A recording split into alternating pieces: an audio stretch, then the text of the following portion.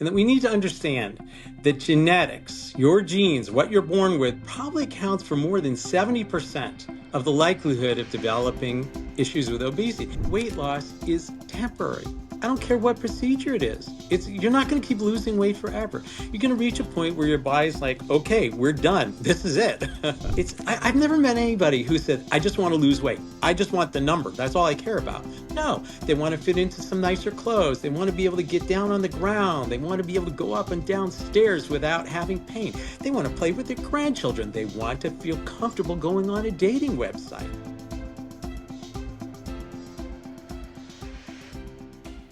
So I think it's best that we start this conversation talking about shame, because there's so much shame involved with weight management and diet culture. And you go to your doctors and you've been, struggling with obesity, and you hear calories in, calories out, and you feel like a lot of self-blame. And that doesn't necessarily help, does it, in terms of when you're trying to lose weight?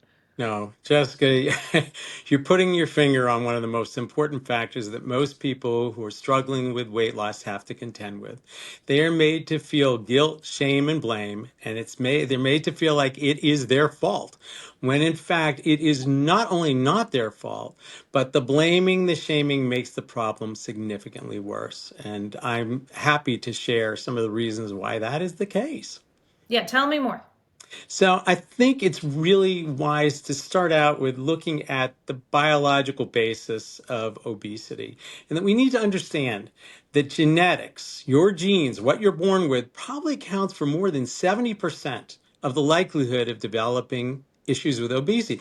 People are usually shocked to find that out because they've been told, no, it's because you're not exercising enough, you're not eating right, or whatever it is. No, it's mostly your genes. That's what's happening. It's interesting when I talk to my friends who don't necessarily buy into it. These are individuals who, for the most part, may be on the thinner side. You take a look at their whole families, they're all on the thinner side. And they're like, no, it's because of how I eat. It's because I go to the gym. It's like, well, it contributes, but it's mostly those are your genes. There are more than 250 genetic variants that account for weight issues, and that there's a specific genetic strain, it's called FTO, or fat mass and obesity gene, that you find in about 40% of the population of many ethnic groups. And that one alone can count for 20 to 30% of risk of obesity. This is just incredible. And that the genes affect our hormones and how we take in food and how we regulate hunger and so on. And that, that genetic predisposition doesn't necessarily mean you have to have obesity, but it certainly means that it's going to be much harder for an individual who has these genes to lose the weight and to keep it off. I mean, this is shocking material. I've never heard this before, and I'm from a family of people who have struggled to lose weight. I mean, you go to a Doyle family event, and everybody there has type 2 diabetes. I have a cousin who's a marathon runner who struggles with his weight. Why is it that people don't know this?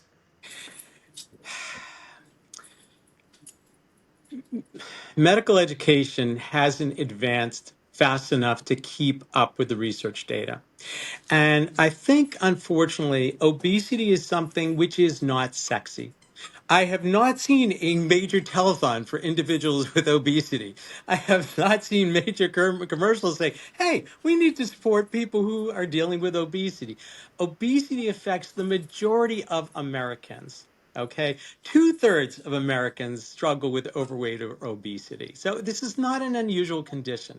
And, I think we are programmed to try to buy things. And the companies that make products which tend to actually increase risks of obesity, these highly processed, super tasty foods, they're paying millions and millions of dollars to get advertisers to, promote their product. And if we start to really focus on obesity and we say that it's genetic, that's not going to go well for sales. And, so if you come to a Davidson family thing, you take a look at primarily all the men, we all have issues with weight. We have diabetes, we have high blood pressure. It sounds like a Doyle get together. Yeah, And I think we might be related we somewhere. could be related going back. It's like, those are our genes. And, again, as I said earlier, people who don't seem to have this problem tend to blame people because they think they're thin because of all the good things they do. And therefore, you are overweight because of all the things you are not doing or the things you're doing wrong. And there's a tendency to point a finger. It's incorrect. And because those individuals have had more of the use of the microphone, the position about getting out the truth about genetics hasn't gotten as much say. And, we're starting to get there, but unfortunately, it hasn't usually made it into the popular medium. I will also tell you this, the individuals who are in the limelight, individuals who may be an actress or a singer who have had struggles with their weight, and then they lose weight, they rarely talk about how they did it. They try to give the impression that, oh, I just changed my diet. I started working out with this trainer. Fact of the matter is, many of those individuals have had biological interventions, whether it's medications, bariatric surgery, endoscopic bariatric procedures. But there's still so much of this stigma that they often don't even admit to it. And so that could go a long way towards helping to broach the topic and make it more popular in the public. I want to get back to the scientific side of things for a second, but I want to hit on something that you just talked about because oftentimes we talk to very successful patients who have had ESG with Bariendo, and they actually still feel a little shame about the fact that they have a disease and they got medical intervention for it. And what we talk about with them is this isn't cheating, this is a tool. Like anything else, if you had a headache and you took an aspirin, would you feel bad about that? I think it's so important for people to really understand that this is not a personality flaw. This is a medical condition, right? Absolutely. And the thing that I tend to, and I have to tell you, I actually did a presentation one time at a conference looking through how weight loss is portrayed in the popular media. And if you take a look at, for example, People Magazine, Us Magazine, these kind of very popular magazines, you know, anybody who is suspected of using a biological approach to weight loss is said, did they cheat? Did they do it wrong? And this and that. I was like, this is front page, front cover kind of news. And so I always tell these people, I think the way we need to think about it is imagine you have heart disease and you're told that you need a stent to hold open, a heart valve or whatever it may be, your blood vessel. I don't think there's a human on the world who would say, "Oh, you had surgery or you had a heart bypass. You cheated. You should have been at the gym more. You should have changed your eating." It sounds ludicrous because you're going to do anything you can to help improve your health and your survival. Well, obesity winds up being the exact same thing. And once we learn that we have these biological roots, it's critically important to encourage anybody who's considering a procedure, whether it's a Bariendo or anywhere else, that you are doing something very wise to help yourself and start to lay down, this whole notion of guilt, blame. It's my fault. We do not choose our, our genes. I remember there was a cartoon from a guy who posted about a man going to his primary care doc. He said, "I can't change the color of my eyes. I can't change my height. What makes you think I can just change my weight?" And I was like, that said everything, but is it so true? Because unfortunately, doctors have, whether, most likely unintentionally kept this alive. And so many of the people folks who even come to Bariendo and have great success, they're still going back to these healthcare providers who still don't understand necessarily that it's so biologically driven. And so they get mixed messages and they fear that the people around them are going to judge them negatively. One of the things I tell patients is that you should feel proud of what you've achieved. You are going to do something that very few people have done in the past. You are doing everything in your power to enhance your health, your well-being, and improve your future. And, if somebody's proud of it, eventually what's going to happen is others are going to pick up on that. And they're going to say, what did you do? And these people, to me, one of the most powerful changes that can take place after a bariatric procedure is that these people who were usually scorned for their weight and their health eventually become people who people look to for advice and for help because they see they're doing something well. And if they're living a good life, and most of the people I've worked with, tend to be successful in almost all parts of their life, they keep feeling like weight is an area where they're a failure because it's one of the few things that has been mostly out of their control because it's genetic and hormonal. So we've talked a little bit about the science, nature nurture. It's always part of the whole enchilada. We've got a lot of factors that play into this. The American food diet. We've got food deserts in America where you can't even grow your own vegetables because you don't have any land. Right. What are some of these environmental factors that play into the rise of obesity? Well, you've started to talk about a few of them. So, this notion of food deserts. So, particularly in areas of individuals who are coming from, ethnic minorities, Hmm. people who tend to be poor, you look around and there often aren't full grocery stores. There are little small convenience shops. But you will find McDonald's, you will find fast food places, and it's cheap. And so, an environmental factor is that cheap, highly palatable food is readily available. Something that this is completely unknown in human history until very, very recently. So that's a significant factor. Another factor is what is going on in terms of the stress on the environment in itself. So we're taking a look at pollution.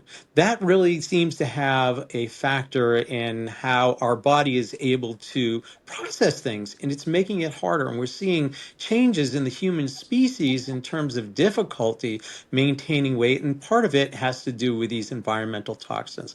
Another factor is that there are food additives, which we never had before, such as high fructose corn syrup, which are now a staple of highly processed food diets.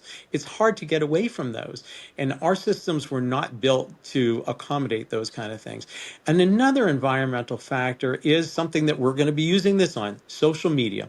And on social media, people put their best life, their best story. People are always posting things to suggest everything is rosy, everything is wonderful. I look fabulous. My family looks fabulous. Look at my clothes. Look at me work out. And it gives a false sense of what is true in the world because, again, a majority of people in the world do not look like the individuals you're seeing on social media. And I think having more representation of individuals of size, of color, of diversity is really what we need to get a more accurate sense. So if you're living in a social environment in which you're constantly connected and you're chronically bombarded by images that say you don't look like you're supposed to look, you are going to feel really down about yourself. And what happens is once you start to feel down about yourself, we get what's known as internalized weight stigma, in which individuals start to get down on themselves, shame themselves. It only then contributes to getting frustrated, getting down. You turn to food as a source of comfort, you eat more, and then it's a vicious cycle. So there are a variety of different things from the food, the financial and racial issues, and we also have issues in terms of governmental legislation. For example, we have much better medications to treat obesity now. You take a look at the endoscopic approaches, they're FDA approved, but no insurance is covering that yet. Hopefully that will happen someday. So we have to take a look at what insurers are creating as an environment, what the government is creating as an environment, and whether or not they're going to see these treatments on a par with, say, heart disease or diabetes. Things that people don't blink twice and say, oh, we've got to fund that. But the fact is more people are suffering this than any of those. Education is so incredibly important, and you're here to educate us on what's available nowadays. I often say it feels like we're living in this sort of golden age of obesity treatment. I mean, it feels like the last couple of years you've seen remarkable new ways to treat obesity. What are some of the methods that you find have been the most successful through your through your career and in Well, research?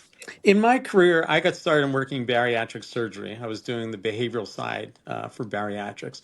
And to this date, bariatrics still has the best record for overall improvement in health and longevity. And there are durability studies looking over 50 years. So we know how somebody's going to do.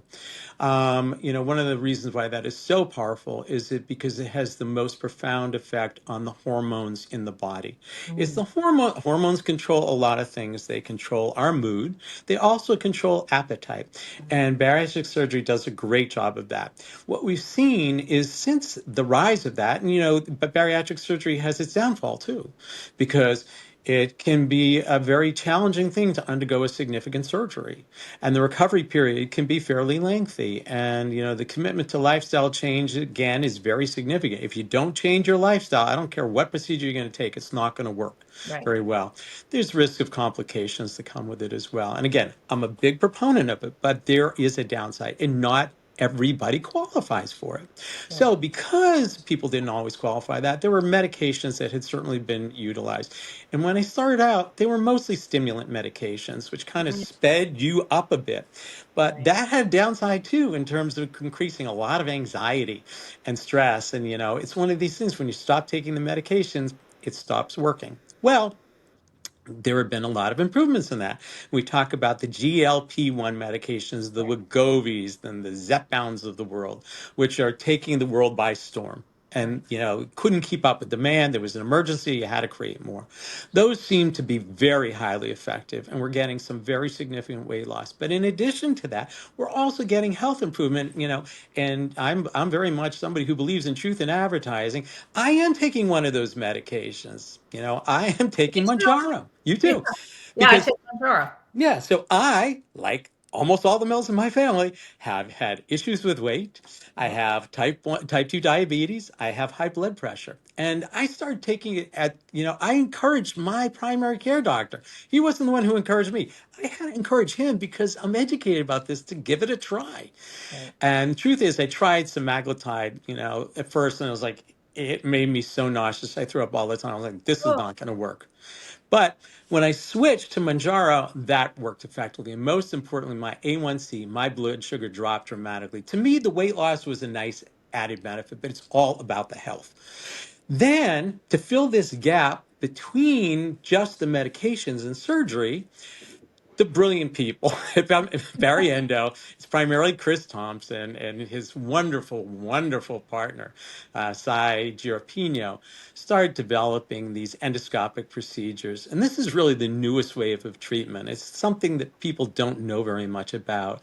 And this really fills this middle hole of individuals who may be overweight but don't get into obesity, or who are mildly, have a mild obesity but don't have the complications that would allow them to get the surgery.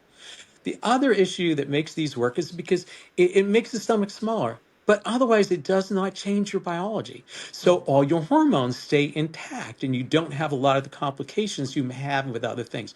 Also, we're getting 5-year data, 10-year data. Someday we'll have 50-year data on this too.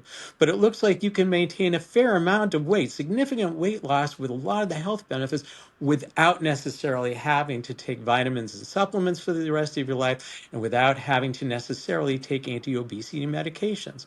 I will say that oftentimes combining approaches, by having a medicine combined with surgery, a medicine combined with endoscopic approach, may get you the best results. And one thing we know too, in all of these cases, by adding a behavioral component, taking a look at, working with a dietitian, a behavioral expert, as Bariendo offers everybody who comes, you're going to get better results overall, because it's all about, lifestyle change. As biological it is, as it may be, we still have to work on changing lifestyle.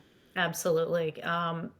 Let's talk a little bit about, oh my God, I'm in that stage of life where I forget things immediately. Not a problem. Okay, we're going to talk about non-scale victories. Okay, Paul. So it's at Bariendo, one of the things that's so wonderful to work with our patients on is just seeing the rapid change that they experience and seeing the long-term changes. They lose anywhere around 20 pounds sometimes in the first month after ESG. And our patients often go on to lose about 50 pounds or more, about 20% of their body weight, or even more sometimes. Some patients are very successful. But that's just one piece of this puzzle. What are some other non-scale victories that people can look forward to and should be proud of when they undergo something like ESG? Jessica, I'm so glad you brought this up because almost everybody I've worked with, and at this point, I probably work with over 4,000 bariatric patients. So I have a lot of Yeah. background in this over the past 15 years. Almost everybody comes in, I want to lose weight. I want to lose weight. I want to get to this. I want to get to that. I was like, it's all very nice. It's all very well and good. But the truth of the matter is, weight loss is temporary. I don't care what procedure it is. You're not going to keep losing weight forever. You're going to reach a point where your body's like, okay, we're done. This is it. But other changes can continue to improve throughout the lifespan. As I already mentioned in my case, to me, metabolic improvements are the most important thing. It's all about health. To me, what good is it if somebody loses weight, but they stay very unhealthy? You want to lose weight because there's a result you want to achieve. I've never met anybody who said, I just want to lose weight. I just want the number. That's all I care about. No, they want to fit into some nicer clothes. They want to be able to get down on the ground. They want to be able to go up and down stairs without having pain. They want to play with their grandchildren. They want to feel comfortable going on a dating website. They want to not have diabetes. They want to not have high blood pressure. They want to reduce risks of cancer and things like that. It's ultimately the non-scale victories that I think are the most important of all. And I try to encourage people from the very beginning to focus on these functional things that are going to enhance the meaningfulness of their life. So that, that's what's going to make the difference. You also see improvement in sleep. Sleep is very much related to weight issues. Sleep is very much related to mood issues. Sleep is very much related to, cognition, and, the reduction in sleep apnea and sleep problems is huge in this. And people just feel like $1,000,000 when they're able to get a good night's sleep, wake up, not in pain, not to mention the emotional benefits. We see with people who achieve these things, decreased levels of anxiety, decreased levels of depression, and just a healthier, happier outlook, which makes a dramatic difference. Ultimately, all these things often lead to greater self-confidence. And when they feel more self-confident, they are much more likely to try things that they would not have tried otherwise, again, enhancing the quality of life. And again, those are things that will continue forever. So once somebody gets past the initial weight thing, I'm always going to focus with them on moving your target, moving your goal to always focus on something that's going to be non-scale, because that is forever. I love that. Let's talk a little bit about motivation, because motivation's part of this whole kit and caboodle. It's the daily battles. It's not just the big moments where you go and get something like ESG as an intervention. How should folks best maintain their motivation after undergoing a procedure like ESG? Well, there are a lot of things that I think can make a difference. And before undergoing ESG, I think, or any bariatric procedure, surgery, ESG, whatever, I think you have to take a look at what's your why? Why do you want to do this? What is your driving motivation? As I said, it often starts with this number, but really stop and think, how do you want your life to change? As you start to envision a different life, that's motivating. And it could be social. It could be, in terms of physical activity. It could be, look, I got to, tell you, sexual activity improves dramatically when people lose weight. And so quality of relationships often improves. And people often don't want to talk about that, but that's important. The ability to engage in others, with others in a more positive light, clothes, whatever it may be. But finding people in your life who are going to support your journey is also critical. I say it takes a village. So having others who are going to motivate you makes a big difference long term. And hopefully those are your friends or your family. But sometimes it isn't. And so we often have to seek people out. So one of the things that's been shown over and over again to make a dramatic difference in improved results is getting involved with a support group. Okay, there was a study that was done in 2011 by this guy named Livitz. It was published in Obesity Surgery. He found that bariatric patients who participated in a regular support group did twice as well as those who didn't. Even people who thought they didn't need it did much, much better. So I think that makes a big difference. Staying focused on the non-scale victories, all ultimately helps with the motivation.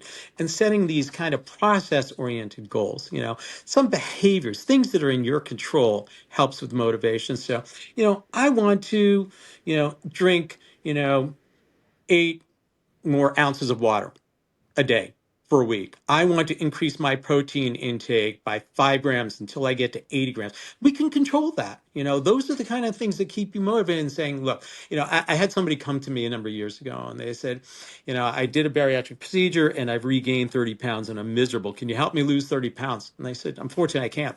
I don't know how to help you lose 30 pounds. What I do know, though, really well, is how to help you lose 1 pound. And we're going to do it 30 times. She cracked up. And at that point, all of a sudden, this mountain that was in front of her became a teeny tiny molehill. It's like, that I can do. And I think that kind of thing makes a difference. And also, I think, learning mindfulness skills makes a big difference in terms of maintaining motivation. It's something that, everybody in Bariendo really believes in. It's something that I help teach and all our people work on, creating this mindfulness approach. And that helps you stay focused and motivated. We have covered off on all of our topics, but I'm curious, is there anything that you feel like you want to talk about? Is there something that you feel like it's important to get out there? I think there are a lot of things, but first of all, anybody who's watching this, I hope you really are taking this in and realizing if you struggle with excess weight, it's really not your fault. And if everybody's pointing the finger at you and say it is your fault, start to pay attention to the data. Look at the real facts. Listen to the kind of stuff you're going to be hearing because we are going to give you the best information possible. Do your own research, and find out from people who have walked in your shoes what can matter. Those are the people you want to listen to. If I want to make a significant behavior change, I'm going to find people who have made that change somehow. I'm going to say, what did you do? And I'm going to try to copy them rather than listen to the naysayers who are telling me, no, this is how you have to do it. Go to the people who have succeeded. And if you start to look into the people who've been at Bariendo, you're going to see a lot of success stories. Not everybody's going to be the same. There's a range, and, we talk about a range of 18 to 20%, nationwide with these, with ESG. But, look, there are a lot of people in Bariendo who are doing 20, 21, 22, 23, 24. There's a lot of variance. So understand that there's hope out there. I also believe it's really important for medical education to start to keep up with the information we have now. And one of the areas where I think Bariendo excels is having a couple of wonderful dietitians. These people are gifted, and people work with them for most of the year. After your first month, and you start to move into more soft and solid foods. You're going to work with a dietitian regularly, and medical education includes very, very little background in nutrition. And there's so much that our future doctors of the world could learn from that. There's a move to try to help that because if the treaters are getting more versed in this, I think it's going to help everybody. Public health approaches, I would encourage everybody to advocate for yourself and to recognize that we need to try to seek coverage, insurance coverage of these procedures for our government to recognize the importance of it. The Obesity Action Coalition group I'm very actively involved with, has also talked about the critical importance of passing the Treat and Reduce Obesity Act so that these newer medications and procedures will be covered by insurance. They have stood for understanding the importance of people first language, the notion that we often talk about, hey, look at that obese person or that fat guy. I was like, that's shaming language. Yeah. And one of the things we should try to do, and all of you out there should do, is stop using it. And again, the Obesity Action Coalition they're the ones who have been promulgating it. Say an individual with excess weight, a woman, you can say a woman with obesity, although people prefer that kind of stuff. to say excess weight or something along that line. And, again, shifting from personal blame to understanding biological change, that is the key to long-term success, I truly believe. And I thank you so much for giving me the opportunity to start to talk about that. And I hope I'll have many more chances to talk to all of you out there about what we have in store for you and how you can shift your focus so that you can really make a dramatic transformation in your life.